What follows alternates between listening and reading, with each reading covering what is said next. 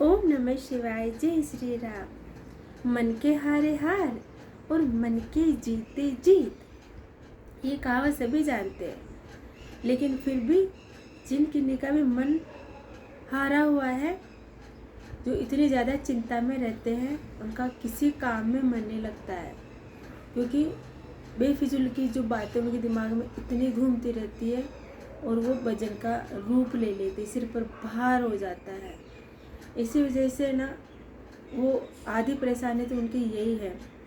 तो क्योंकि हमने इस भाव को समझा है नहीं कि मन के हारे हार और मन के जीते जीत। हमारे सामने इस यहाँ प्रकृति में सब कुछ है, सब कुछ। और शिक्षा भी हम मतलब आज तो सोशल मीडिया का ज़माना है, हम ना ज्ञानी विद्वानों के बिल्कुल ऐसा लगता है कि पहले बुक्स एक ज़रिया थी और जो पढ़े लिखे नहीं थे तो उनके लिए ऐसा था कि भाई मैं पढ़ी लिखी नहीं हूँ तो मैं कैसे पढ़ूँ। परंतु आज सोशल मीडिया का ज़माना, हर किसी के हाथ में मोबाइल रहता है। हम फिजूल की बातें ज़्यादा देखते हैं और जो वास्तव में देखनी चाहिए, सुननी चाहिए, ज्ञानी विद्वानों की बातें, उनको नहीं सुनते। और जो सुन भी लेगा तो उनके अर्थ को नहीं समझ पाएगा। इसीलिए अर्थ नहीं समझने के कारण, हाँ बस मैंने सुना, मुझे अच्छा लगा, बस यहाँ तक ठीक है। अब मैंने उसको जीवन में कितना उतारा, यदि उतारा होता तो आज मैं भी अभी जो हूँ वो नहीं होती, वो खुद में होती। और ये जो मेरा मन इतना चिंतित रहता है, बेफिजूल की बातों में घिरा रहता है, वो शायद नहीं होता। अब यदि हम इस भाव को समझेंगे ऐसा क्यों होता है कि मन इतना भटकता क्यों है और क्यों इतनी चिंता करता है, तो ये केवल आपके साथ हो रहा है, ऐसा नहीं है। हर मानव जाति एक जैसी बनी हुई है। प्रकृति ने सबको समानता दी है, इक्वलिटी दी है, पर हमें बस अपने ही चाल में, अपने ही मन की अनकंट्रोलता की वजह से ये सारे कार्य करते हैं। मन तो सबका एक है। अब आप देखिए, जो ज्ञानी विद्वान बड़े बड़े योगी महर्षि है, वो भी मानव शरीर ही लिए हुए। वही बहुत बड़े बड़े मोटिवेशनल स्पीकर्स हो, गुरु हो, शिक्षक हो, ऐसे वैज्ञानिक, ऐसे महान महान लोग, वो भी मानव जाति में ही है, मानव खोले में ही जन्म लिए हुए हैं। जैसे आप हो, तो वो इंसान होकर इतने बड़े बड़े खोज करते हैं, इतनी शिक्षा देते हैं हमारे लिए। तो उनका मन ऐसा क्यों है और हमारा क्यों है? बड़ा आसान है, सिंपल है, क्योंकि हमारा जो मन है, हमने जो इसको काम दे रखा वही काम कर रहा है ना। आपने जो काम दिया, जिधर मोड़ा वो मुड़ गया उधर। आपने अगर संसार के अंदर आप हो और इसमें उलझे हुए हो, आपने सोचने के लिए कह दिया कि मैं सोच रहा हूँ, अब आप क्या सोच रहे हो आपको मालूम है, फिर वो अंदर घिरता चला जाएगा, अंदर जाता जाएगा, गहराई में जाता जाएगा। यदि वो अच्छी चीज़ें हुई तो आप रिसर्च, मतलब आप एक खोजी हो, खोज कर रहे हो।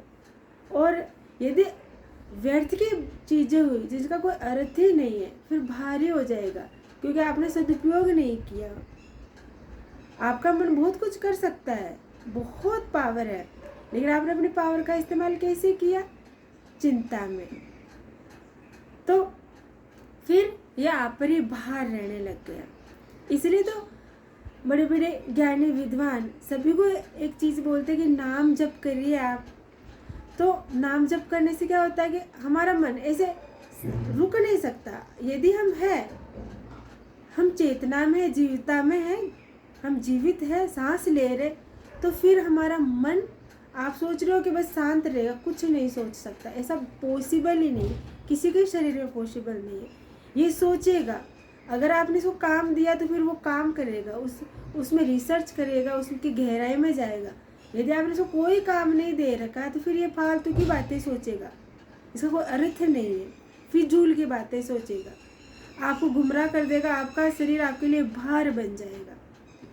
तो आपने उसको काम ही नहीं दिया तो फिर ये ऐसे आलतू फालतू में बह रहा है। जैसे आप देखते हो कि बारिश आ रही हो, या जैसे नदी का पानी छोड़ते हैं हम, तो अगर उसको रास्ता नहीं मिलता तो इधर जाएगा, उधर जाएगा, इधर जाएगा, चारों तरफ बह जाएगा।